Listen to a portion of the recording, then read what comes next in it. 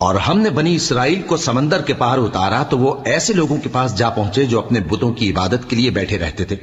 بنی اسرائیل کہنے لگے کہ موسیٰ، جیسے ان لوگوں کے معبود ہیں ہمارے لیے بھی ایک معبود بنا دو۔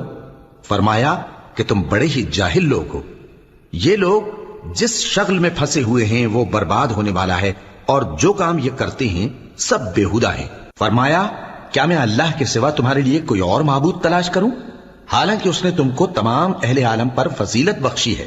اور ہمارے ان احسانوں کو یاد کرو جب ہم نے تم کو فرعونیوں کے ہاتھ سے نجات بخشی۔